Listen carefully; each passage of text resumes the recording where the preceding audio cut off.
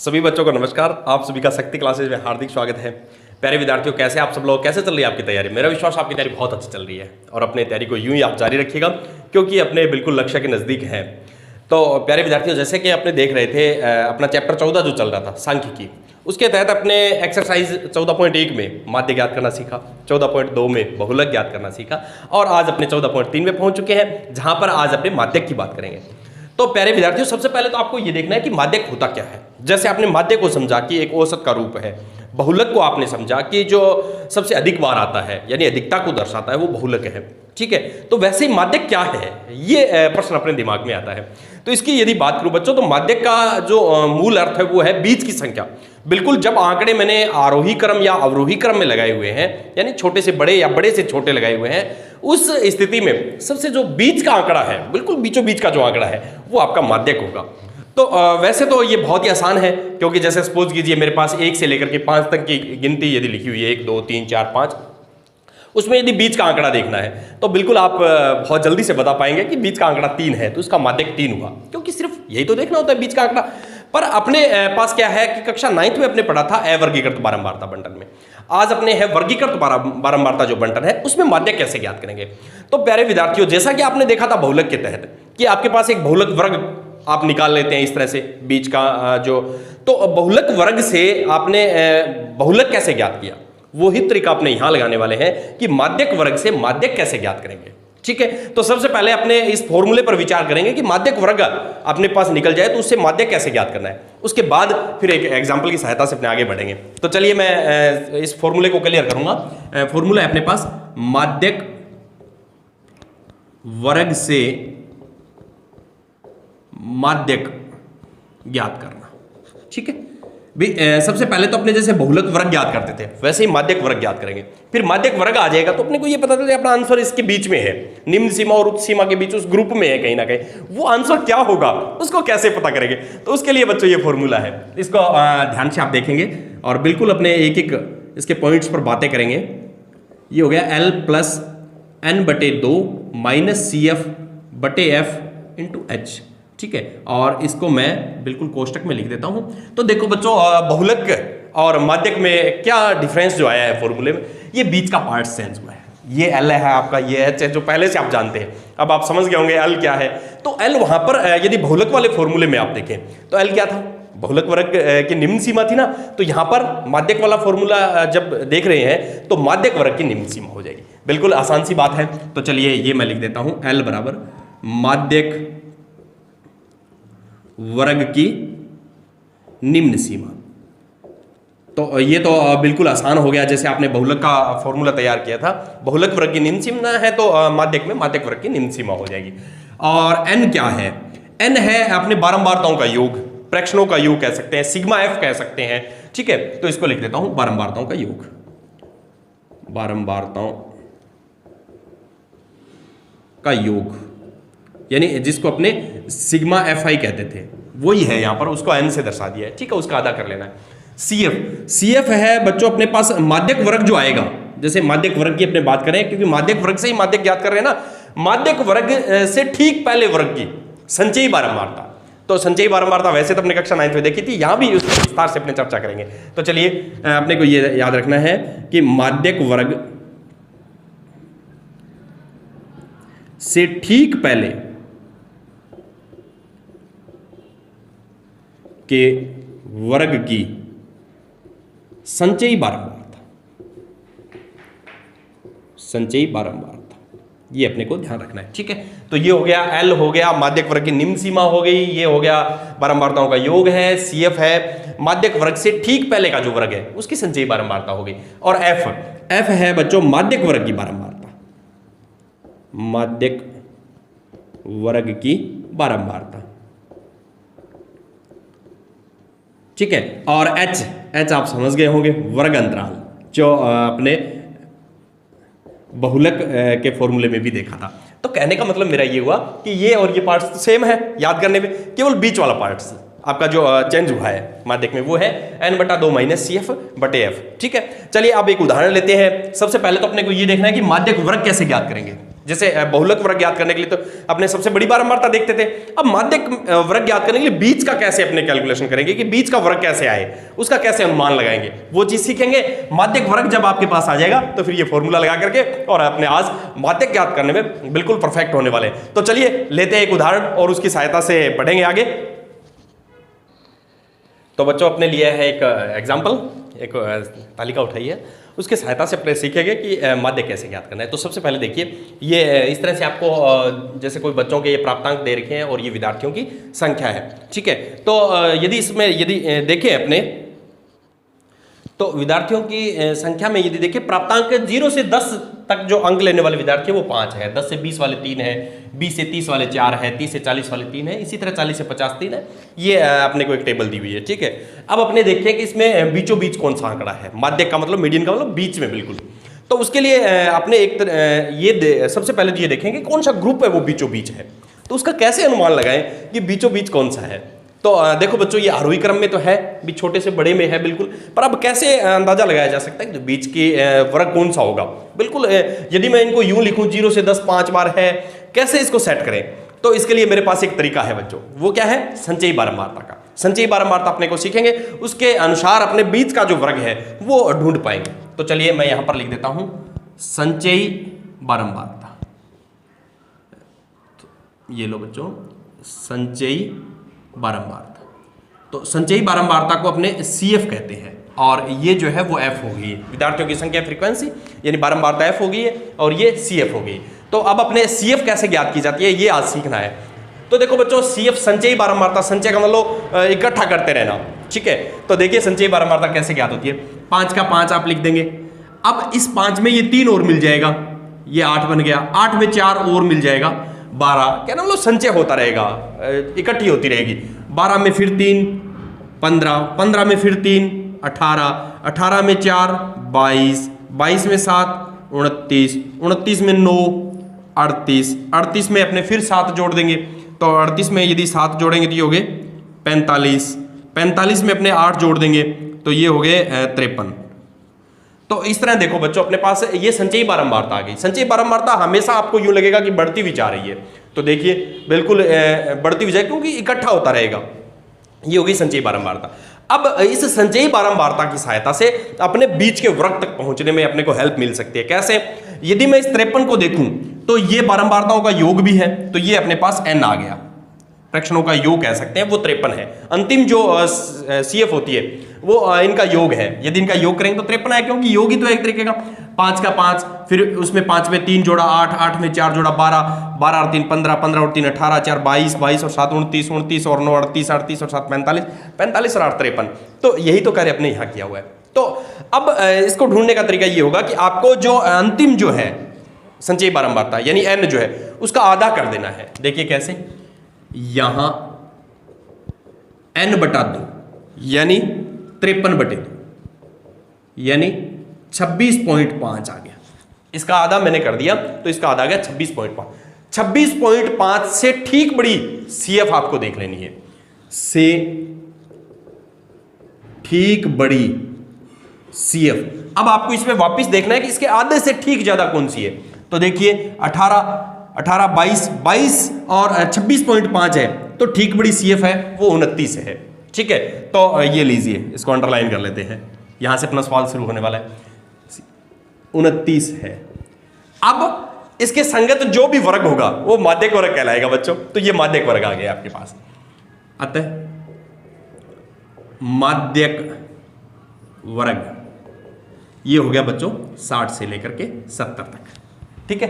तो ये है माध्यक वर्ग ज्ञात करने का तरीका। जैसे बहुलक वर्ग में तो क्या करते थे, सबसे अधिक बारंबारता देखी और उसके ठीक सामने का वर्ग है वो बहुलक वर्ग हो गया।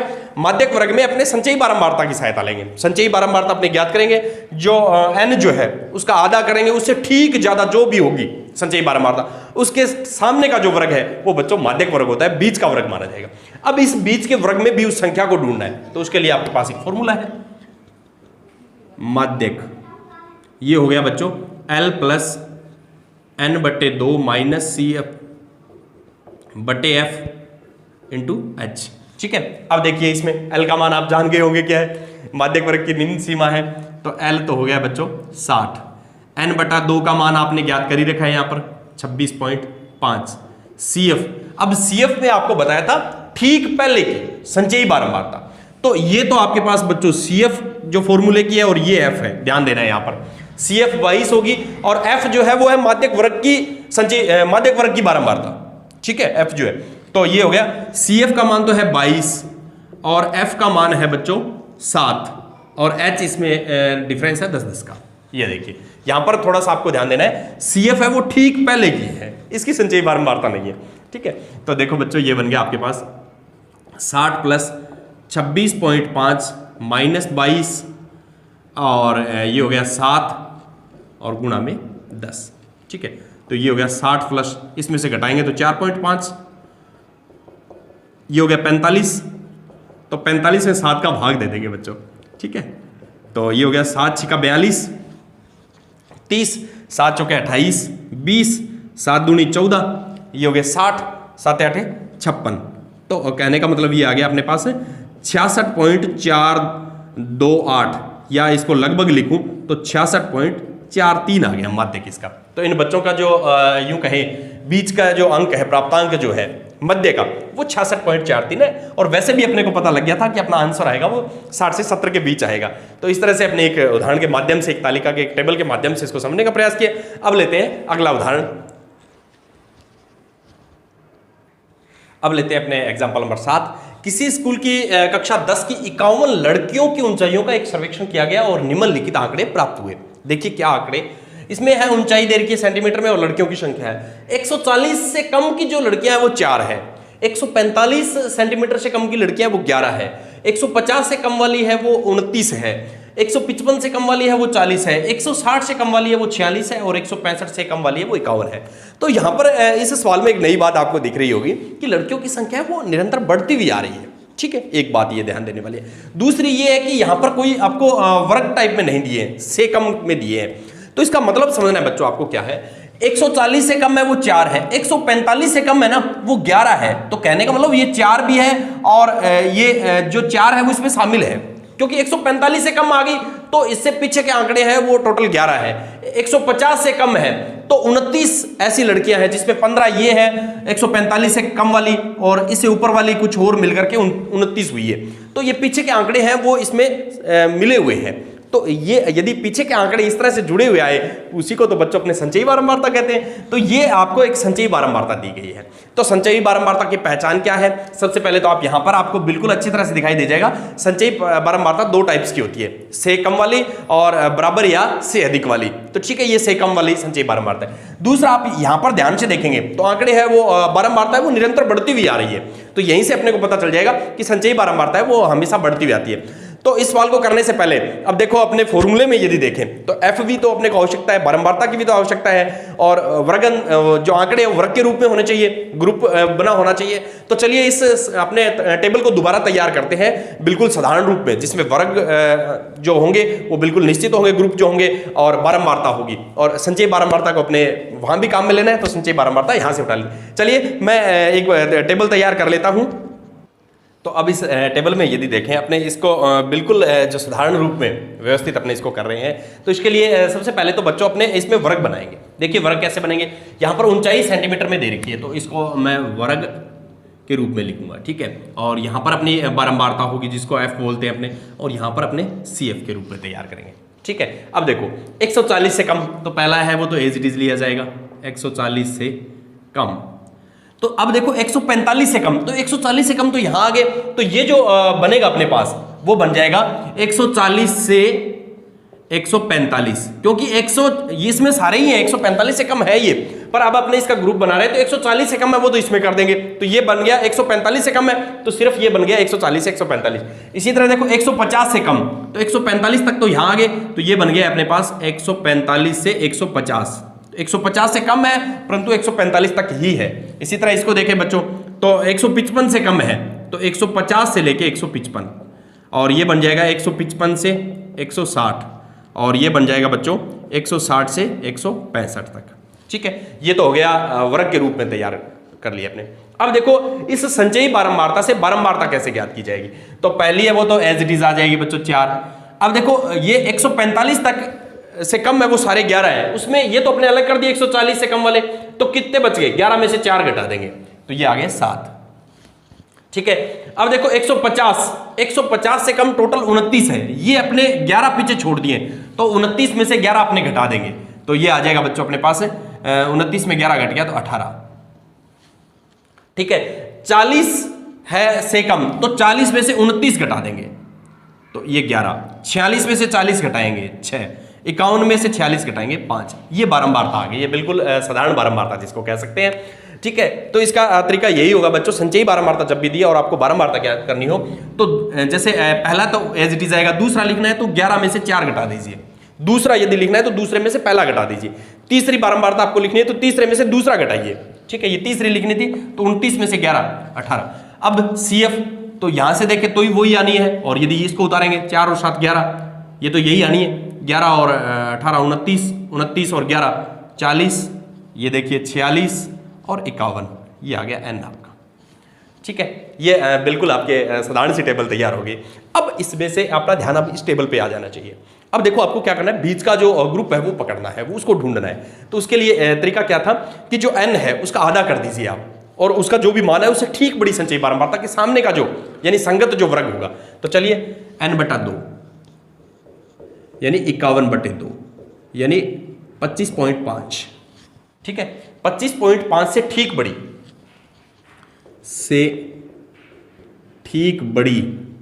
CF, 25.5 से ठीक बड़ी 29 आ गई तो ये लो बच्चों, आपको माध्यक वर्ग का पता चल गया है, 29 है। अतः माध्यक वर्ग ये हो गया बच्चों आपका 145 से लेकर के 150।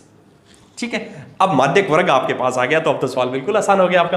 तो चलिए माध्यक का फॉर्मूला आप बच्चों को अच्छी तरह से तैयार कर लेना है।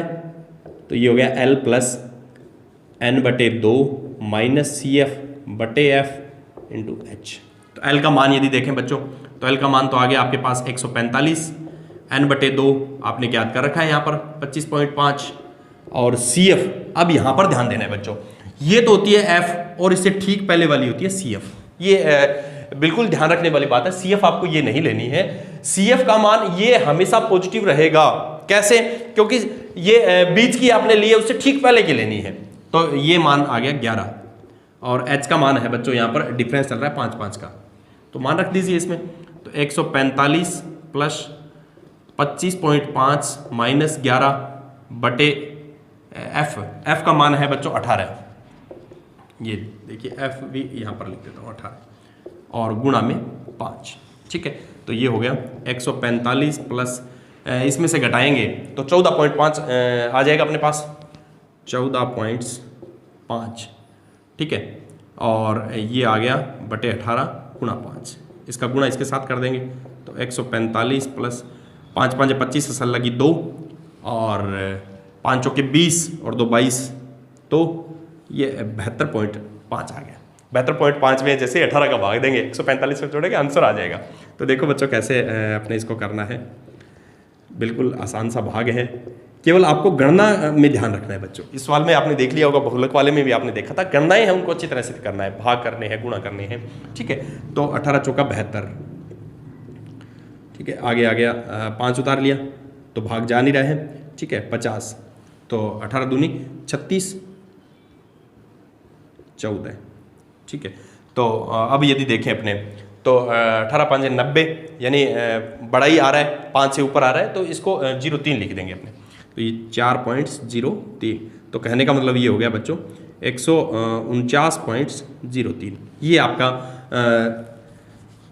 माध्यक आ गया है, बीच की संख्या आपने ढूंढ ली है। यानी इन बच्चों का जो प्राप्तांक जो है, सॉरी ऊंचाई जो है, वो बीच की ऊंचाई यदि देखें लड़कियों की तो वो है 149.03। ठीक है, यही तो पूछा था, माध्यक ऊंचाई, माध्यक ऊंचाई, तो ये आ गई है बच्चों 149.03 सेंटीमीटर है लगभग।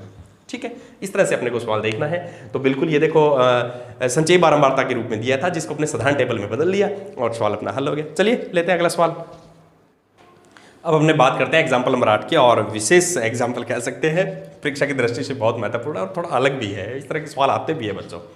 तो आज इसको अच्छी तरह से अपने तैयार करेंगे, बिल्कुल बेसिक बातें कंसेप्ट के क्लियर करते हुए। निम्नलिखित आंकड़ों का माध्यक 525 है, ठीक है। यदि बारंबारताओं का योग 100 है तो x और y का मान ज्ञात कीजिए। देखिए x और y क्या है, इसमें दो बारंबारताएं हैं जो विलोपित है, ठीक है। अपने को ढूंढनी है वो x और y क्या हो सकती है। उसके लिए अपने पास जो आंकड़े दिए गए वो क्या है, एक तो ये पता लग गया माध्यक है वो 525 है।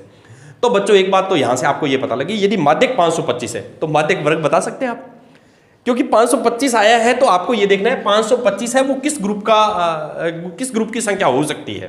तो चलिए 525 है वो देखें 500 और 600 के बीच की संख्या है, ठीक है। तो आपको माध्यक वर्ग का पता लग गया, एक बात तो ये क्लियर हुई।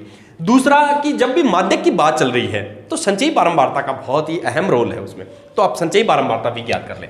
तो देखो बच्चों, संचयी बारंबारता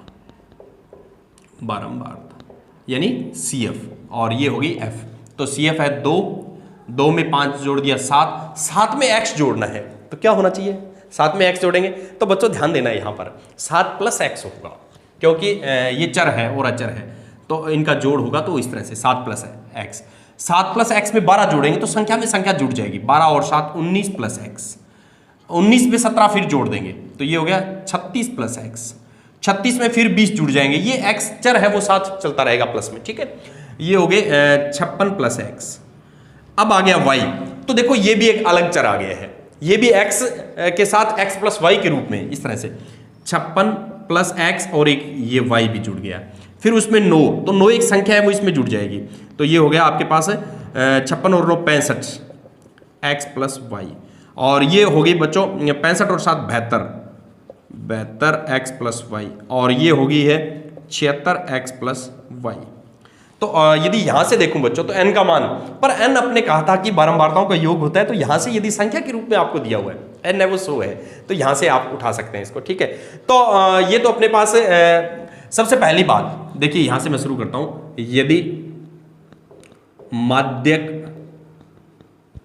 525 है तो माध्यक वर्ग का पता लग गया।